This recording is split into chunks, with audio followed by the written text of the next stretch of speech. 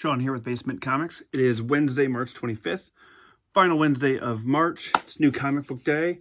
Weather's great. Really excited about the books that are coming out today. And yeah, Hank and I are gonna hit the trails, ride up to the comic book shop, pick up our stuff, and then we'll be back here to chat about stuff that I loved about last week and what I picked up this week. So let's hit the trails.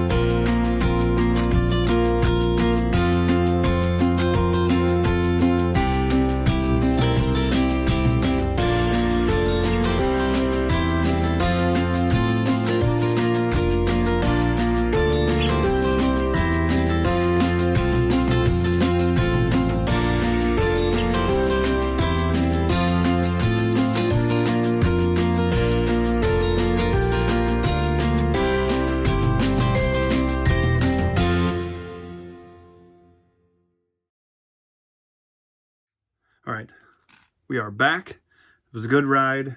Jams were listened to. Like I said, weather was nice. Normally, when we ride up on Wednesdays, I'll like stop and, we'll go to parks, make a whole thing of it, throw rocks in the river, etc., etc. But today, last Wednesday of the month, I always have a long, I have a meeting that's kind of split between two shifts. Very important, can't miss it.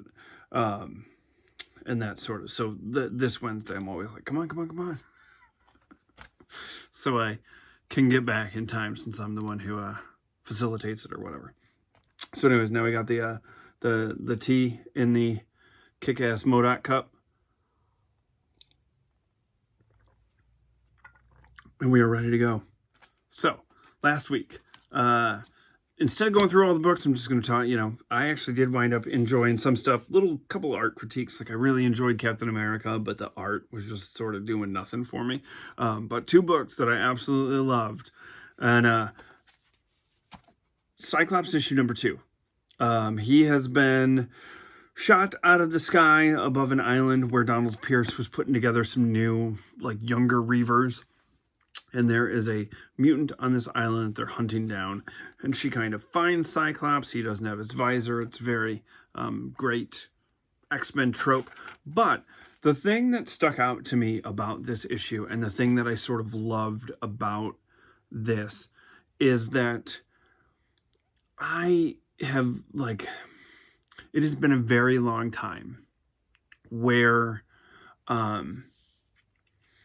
the X-Men, we spent the years on Utopia, where it just sort of felt like the mission statement of the X-Men, I love the school aspect of it, and we're trying to find our place in this world full of people that fear us, and it quickly became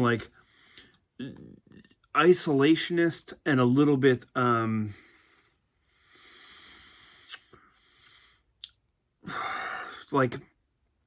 it really kicked off with Krakoa when they sort of opened the gates to everyone, including villains. Man, I just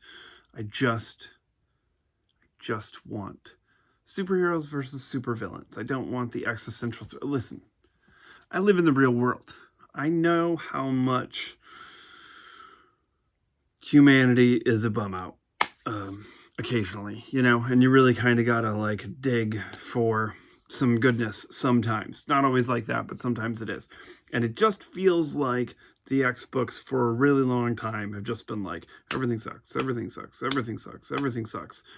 Humans suck, mutants suck, everybody sucks. We're you know, and it's been on this cycle, and like I was sort of hoping that this new initiative would be like, let's get off this ride of like everything sucks, everything sucks.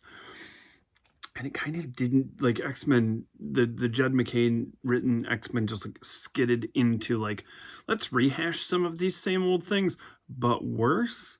And that hasn't been great.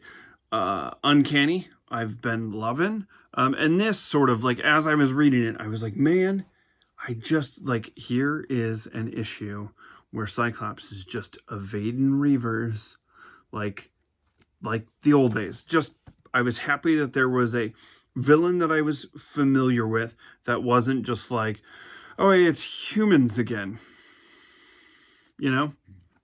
And so that really jazzed. And that sort of like, in this moment, I was kind of like, oh, that's what I've been missing. Like, it's just, this is a thing that sort of is a horse that they have beaten to death, and I want them to move past it. And I would like our good guys to fight some bad guys again. That's all. That's not too much to ask, I don't think. Next, in the books that I loved from last week, X-Men of Apocalypse. Written by Jeff Loeb, art by Simone DeMaio. And this is like the Age of Apocalypse X-Men are kind of going throughout time to try to fix some things to make their world right. And it's just been, I'm a sucker for a time travel tale. Simone DeMaio's art is very, very like evocative of my youth, you know, kind of a Joe Madureira style, you know, stuff that I grew up on. So, you know, it sort of checks that nostalgia. But this series has been the equivalent of me wrapping myself in a warm X-Men blanket. And this issue, like, it's been a good miniseries, but this issue sort of kicked it up a notch. And then, like, the end reveal, like, obviously, in the Age of Apocalypse, Gambit is not with Rogue. And so when he goes back in time and he meets this Rogue, it sort of brings all of those feelings back for him. And then in the very end, he figures out, like, you know, sort of having a conversation with Magneto. They're in the Savage Land. Figures out that, like, part of Rogue's issue in this timeline is the trauma of stealing Miss Marvel's powers. And so Gambit takes note of this. And then when they jaunt off in time again, he winds up going back and visiting a very young Rogue right before she goes after Carol. And he's like, oh, you know, you don't know me, but I'm going to help you kill Carol Danvers. And I was like, hell yeah, that's how you get me. I was like, this is awesome. I can't wait for the next issue. So there you go. Those were the two books that I enjoyed the most last week. So there's that. Now it was one crazy week full of new books that I'm excited about. All right, here we go. Up first, Amazing Spider-Man number 989. This is continuing on the little death spiral storyline. And I got to admit, I'm happy that we're in the Amazing Spider-Man issue. I am not a normal reader of Venom. Particularly now that Mary Jane is Venom. But the art on that, there were some in part 4 of this series as I was reading it, and they have it in the recap page. I cannot get behind the teeth. The way I can't do it. It's so dumb. It looks terrible. But then when I flipped through this, I was like, all right, I still don't like that Mary Jane is Venom, although I appreciate the fact that since I'm not reading that series, they gave an explanation as to why, like, she was about to die or something, and so she needed to. And that made a little bit more sense to me.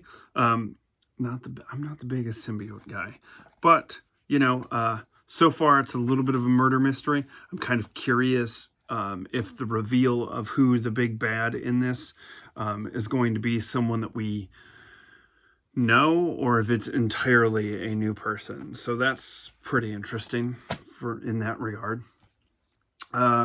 This was in my box, Godzilla Infinity Roar, issue number 2. I did not pick up issue number 1. I had put the pin in this series, and then when I was there and I was getting my books and this was in there, I was about to go put it back on the shelf, and I was like, I saw Gladiator on there, and I was like, huh, I would love to see. I love Gladiator. I think he's a great character, super fun, kick-ass design. I know it's just like a Superman riff, but whatever. I'm a big fan. I like that space alien. There's multiple toys in a drawing or something around here. Anyways, the idea of that character punching Godzilla, I was like, I'm in. You sucked me back. They put it in my poll, probably because I picked up the last series, and I was like, I'm in. And so I was like, well, let me see if they've got an issue number 1. And they did. So I was like, all right, I'm in. So those were not on my list, but I was flipping through them, and I was like, the art's really good. And I was like, oh man, look at this shot of the Avengers. I was like, that looks like fun. And then there was a shot of the Fantastic Four on a ship, and I was just like, the art in this is great. Like, and it's just, you know, I'm a big cheerleader for what I refer to as big dumb comics, and that is not a knock against the quality. It just means, like, there was a time period where I kind of got lost in the weeds of like wanting comics to be, I don't know, serious is like the wrong word, but like it's really easy when it comes to new comics for me. And this is sort of something that I was going to kind of talk about, where it's like, especially when I'm entrenched in like the corner box classics thing. Like, I'm in 1982 right now, and there is like, Marvel is firing on all cylinders in 1982. Like, every single thing that I'm reading from 1982 is fantastic. Everybody's crushing it. And it is incredibly difficult to kind of go like, oh man, every single creative at this time period was just on their game. And I can't help but allow a little bit of that to like bleed in to thinking about what I'm picking up on Wednesdays, you know, on like a weekly basis of new books. And so I read something last night, which I'm going to get to towards the end of the video. And I was like, man, it got me jazzed. And I was like, I'm excited. And so when I saw this, I was like, I'll give it a shot. And if it winds up being like a dud, my brother-in-law friggin' loves Godzilla, so I'll just pass it along to him. All right.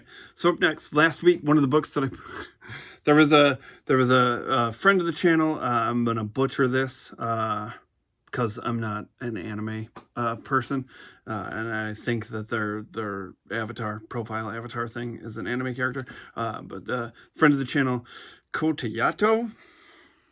Hope I'm saying that right. Sorry if I didn't. He was like, hey man, I was looking at the video. Did you happen to pick up the Century #1?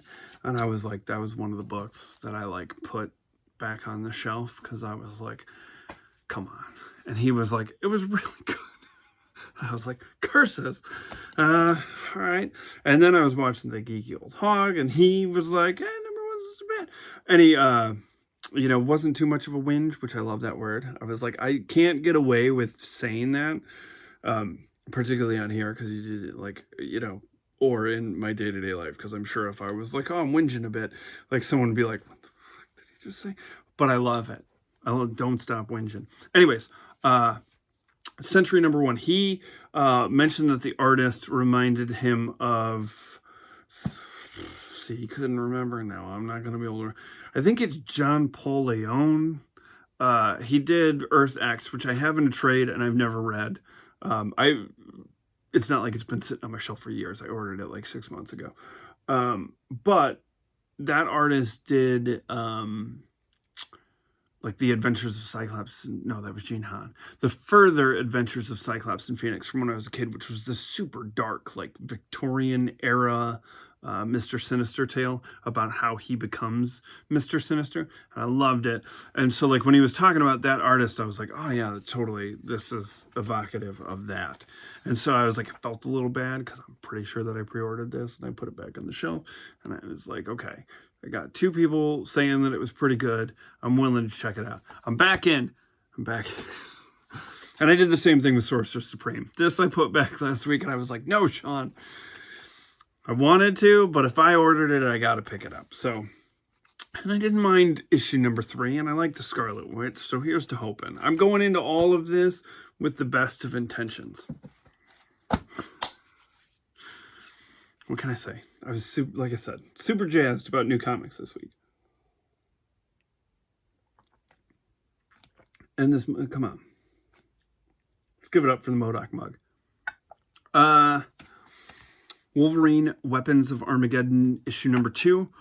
I enjoyed issue number 1. This is weird though, because like I read the first 13 issues of Ultimate Spider-Man and Ultimates. Is it Ultimates? I think it's Ultimates.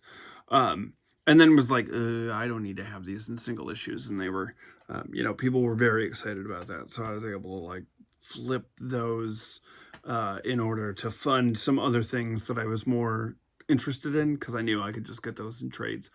And it would probably read, Hickman to me does not read so great month to month, but altogether, fantastic. And that's like not a knock, but it's one of those. I remember when he was on Avengers, like I was just like, am I just too stupid for this? And then when it was all together, I was like, oh, okay, all right. It's just, I don't have the, when I was a kid and I had like 3 long boxes worth of comics and I would read everything until the pages were falling apart. I'd remember everything, but now it's like I read it and I got work and life and it's easy to like, so I'm reading some of this stuff at like 2 in the morning and it's like as I'm falling asleep. So it is what it is. So this was one of those things where I was like, I know this is tied into the event that's coming out this summer, and so it's like I might just like set it aside and read it all together. That's how I might do that. But I really like Chip Zdarsky, so that's good. Dungeons of Doom number 3. I was hoping for more out of this title, but I've been enjoying a lot of, and I legitimately thought about dropping this because it's kind of an anthology series. It's expensive, but when I was reading the most recent issue of Captain America, like how that Red Hulk stuff, the Thaddeus Thunderbolt Ross stuff ties into the Latverian thing, I was like, all right, I'll stick it out. And there was kind of a, there was like a Hydra finding mystical hammers story in here that I actually really dug. So I was like, all right, you pre-ordered it, you pick it up. If I want to start dropping stuff, I have to be 3 months in advance more discerning about what I want to get rid of. Right? Right.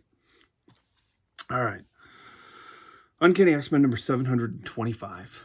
Look at that. It's Wolverine versus Werewolf by Night. And that's fun. I mean, this whole arc has just been like the kids, the Haven House kids, are like being told kind of a story. And that sort of kind of is like a through line to what's happening with the Uncanny X-Men team. And it's hard for me to, like, this X-Men team is Nightcrawler, Gambit, Rogue, Wolverine, and Jubilee. I'm like, I love all that. And then you get like the X-Men versus the Legion of Monsters. And I'm not like the biggest horror guy, but I mean, like the Legion of Monsters is fun. So this has been fun.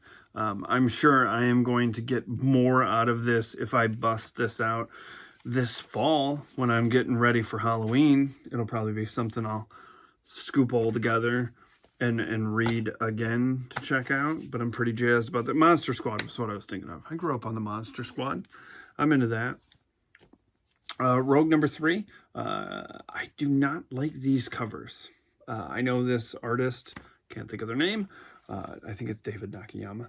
I know people are in love with that, but it's just not my cup of tea. However, a good rogue story is always up for me, and this has like a bunch of flashbacks to like 70s Sabretooth down here. Like 70s era Sabretooth, when he had the big like bushy wool collar thing going on. And I dig that. So, you know, that one was going to stick around. The one that I was on the fence about was Psylocke Ninja. But then, because I was like, this is Betsy Braddock in that time period. This is current, present day. This is one of those between the raindrops things. And,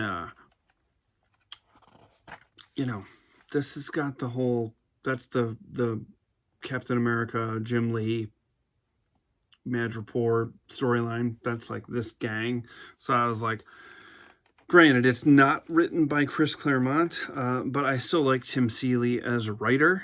He's done some things that I really enjoyed, particularly a Shatterstar miniseries that came out, God, probably 10 years ago now, that I really dug.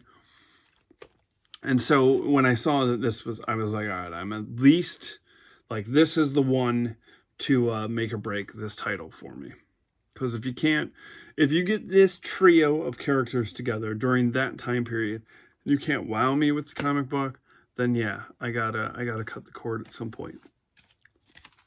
Inglorious X-Force #3. This is also written by Tim Seeley, and it's a fun time travel story where Cable has put together a team of great characters, Archangel, Boom Boom, Helverine, to save Miss Marvel. And I really like, I've never read Kamala Khan's like original series, but I loved the show.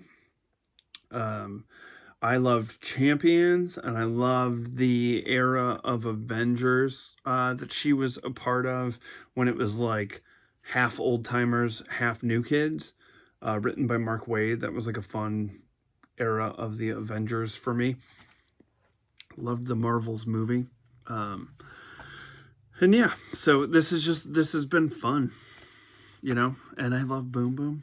Tabitha is one of my favorite fallen angels. I would be remiss to call her a New Mutant, because she wasn't really a New Mutant. She was a fallen angel. But on X-Force, particularly in the 90s, when she was going by Meltdown and Sabretooth was in the mansion and she was like being super nice to him because of the issues that she had with her abusive father. That was prime, like, youthful X-Men for me. And I loved, like, that Cannonball graduated the X-Men at that point, and so she was also sort of like upset about that, which is why she was so nice to Sabretooth, and the whole thing blew up in her face and caused some issues with poor Psylocke. It was just good stuff. It was really good. I think Jeff Loeb was writing the book at that time, and it was good. Generation X-23. You know, this is probably the book that I am the least into right now. I think I view the Wolverine kids in the same way that I view the Spidey kids, where I'm just like an old man on my lawn, like, just give me Logan. I'm okay with X-23. I like the character, but, you know, I don't know. But like I said, I pre-ordered the thing, and so I'm giving it more than just one issue to, you know, it's right up there with Psylocke Ninja right now, where I'm like, and who knows, with the way things are going, it'll only go a couple issues anyways. But remember, trying to stay positive. Fantastic Four, First Foes. I could go on and on. You're aware, if you've watched any of my videos, that I can go on and on. But I could go on and on about how much I loved the Fantastic Four First Steps film. It could, I always, like, there's like a little asterisk next to it where I'm like, I say that it's my favorite MCU film, and I want everyone to know That is heavily clouded by the fact that I am a relatively new dad. He's going to be 4 next month, but I still think I'm pretty new. I'm still, like, I'm not a rookie, but I'm definitely still learning. Probably going to be learning forever. That's what really dawned on me, I was like, oh my God, I'm probably never going to get it 100% right, and that's okay. Anyways, but I think that movie hit me differently when I watched it than it would have, 5-10 years ago. But first, the first like movie tie-in thing that they did, I really liked. I think they did a bait and switch on me here, because I think the first one was written by Ryan North, and I think I could be wrong. Good chance I'm wrong, but I think it was written by Ryan North, whom I love, and I think it was drawn by Phil Noto, and Phil Noto is one of my favorite artists, and he's perfect for the 60s vibe aesthetic, like the thing that I loved about the movie, it being a majority of practical effects. Speaking of films that are majority of practical effects, I think I mentioned it in Cornerbox Classics, but I went and saw Project Hail Mary last Thursday when it came out, and it was phenomenal. So good. Go see Project Hail Mary. But this is written by Dan Slott and art by, I believe, Mark Buckingham. And it's good. Like, Mark Buckingham. I like Dan Slott's writing. I enjoyed his Spider-Man. I enjoyed his Fantastic Four. But I think when I initially pre-ordered this, I thought it was the same creative team as the first one. However, this creative team does not in any way, shape, or form dissuade me from my enjoyment of being able to spend a little bit more time in this universe, because I absolutely loved it. So hopefully it's as good as the first movie tie-in, because that was really good. And good news is there is at least a 2-page Ryan North Phil Noto. That's how they got me. They were like, oh, they're on 2 pages. And that's how they got me. Fantastic Four, number 735. Again, probably my favorite book that Marvel's putting out. I think that Ryan North's Fantastic Four run has been an absolute treat, and I am here for it. And this Invincible Woman arc has been fantastic, and one of the first times that the book has stepped out of just doing kind of one-and-done stories, and this one definitely has some like weight to it, and it's enjoyable. Humberto Ramos's art is fun. I don't even mind Johnny's mustache so much. That's how much I'm enjoying this book. Normally, I'd be griping about that, but, And to go along theme with my MODOK mug, we got Iron Man issue number 3, because MODOK showed up at the very end of number 2. And this book is in the running, like it's these two right now, neck and neck. Like this has been out longer, and I've been enjoying it more. But holy smokes, have the first 2 issues of this been fantastic. Writing's great, art's great, and it's there's some original classic kick-ass era Thunderbolts characters have been pulled into this. That's a blast. I love that. And one of the things that I really like about this is, for a long time, everyone since 2008, ever since 2008, everyone has tried to write Robert Downey Jr. And the problem is that that's like Robert Downey Jr. is Robert Downey Jr. And I don't think there's a lot of writers out there who, you know what I mean? And I enjoyed this because it was like, kind of like hints at that, but makes him sound like comic book Iron Man that we've been, I'm not, when it comes to MCU synergy, I very much look, this drives one of my friends crazy when it comes to the movies, because I don't care if they are a note for note recreation of the comic, because I can just read the comics. Like, I view them as though they are different. If this is Earth 616, then that's whatever that one is, and it doesn't have to be perfect. So I like this because it feels like comic book Tony Stark, and it doesn't feel like someone trying to jam Robert Downey Jr.'s Tony Stark into a comic book.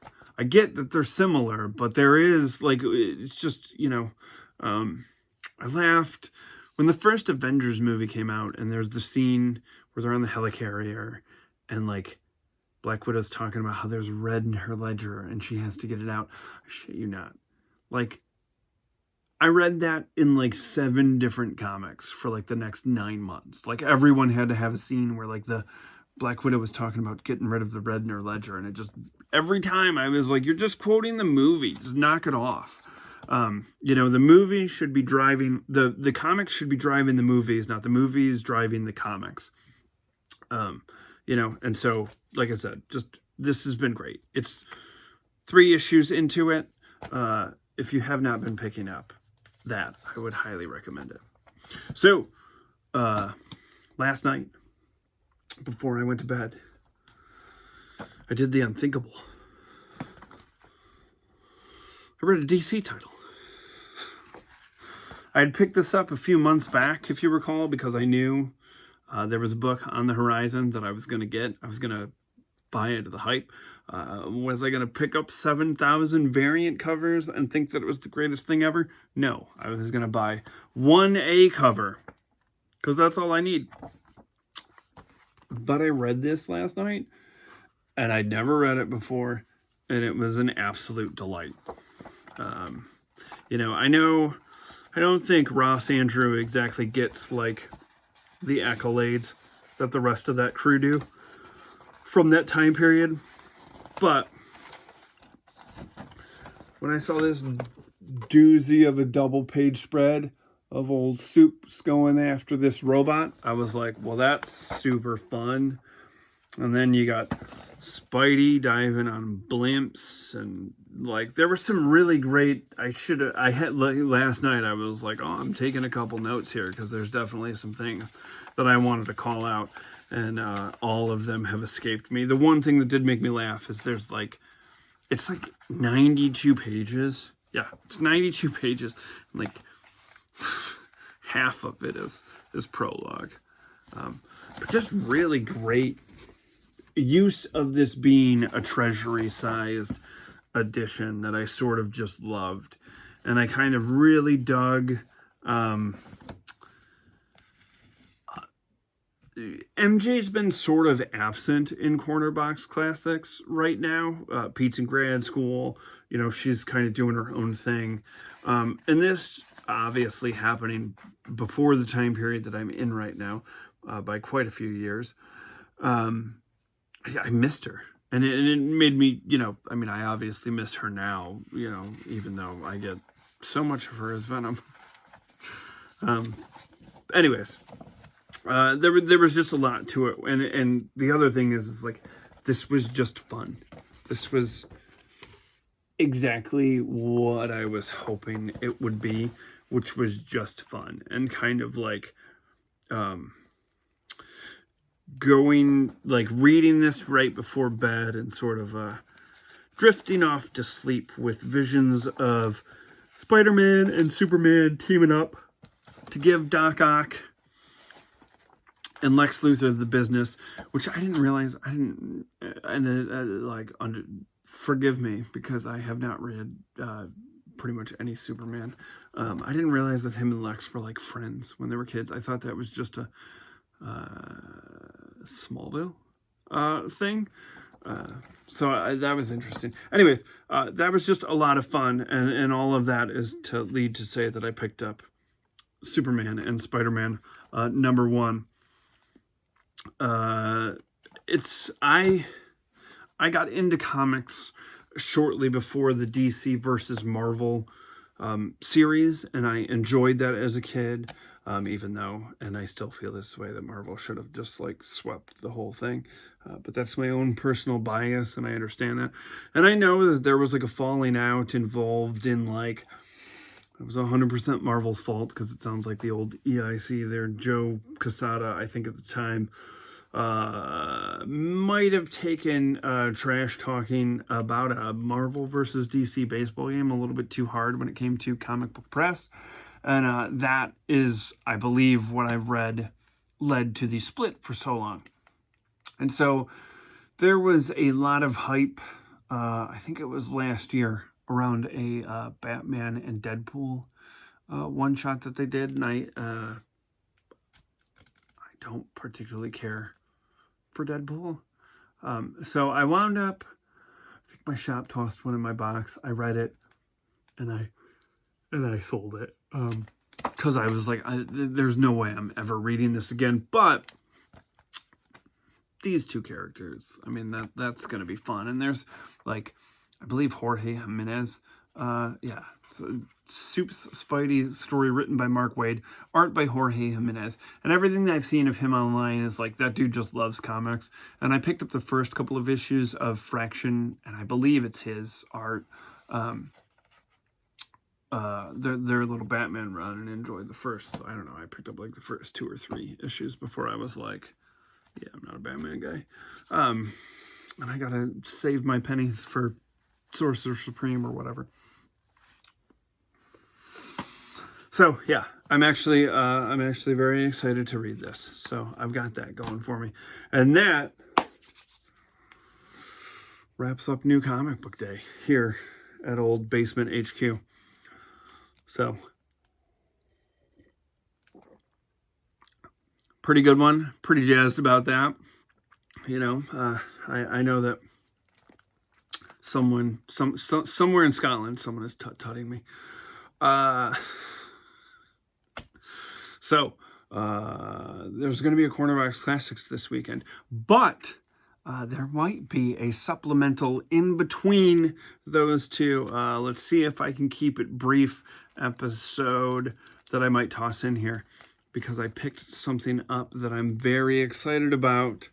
I don't know if I would call it a grail, but there is a book that I've wanted for a long time to kind of like, it's a Spidey book to get rid of some of the Epic collections, and I was in a bit of a bidding war with something, and then another version of it caught my eye, and I was like, oh, forget the other one. I'm going after this one. I'm rescuing it. So hopefully if that arrives tomorrow, I will unveil that. So I got that going for me. So that was our ride. Cornerbox Classics, I think 5 or 6 for this week. We're closing out. No. 3rd or 4th week of June. June was like a really big month in 1982. There were like 5 weeks in it. I don't know what was going on there, but it's stacked. And I know I'm covering at least an issue of Defenders, because that's what's been staring at me. But I think in there is like Iron Man, maybe Fantastic Four. That'd be a delight.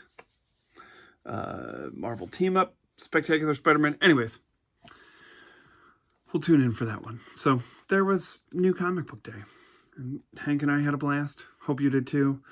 Hope you picked up stuff that you want. If you're not picking up new books, hopefully there's some Cornerbox Classic stuff out there calling your name, and you are at least reading some of your older comics and enjoying those. Or if you're picking up new books, hopefully you are enjoying those as well.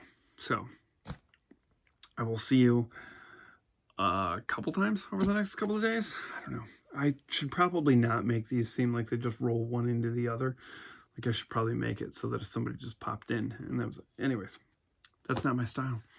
So, all right. Thanks for, probably something about here. I enjoy the engagement with the comments and talking to everybody. Whether you like or subscribe, that's your prerogative. But I do enjoy a little bit of a back and forth and talking about comics. So I appreciate that. Anyways, thanks for taking this ride with us. Bye.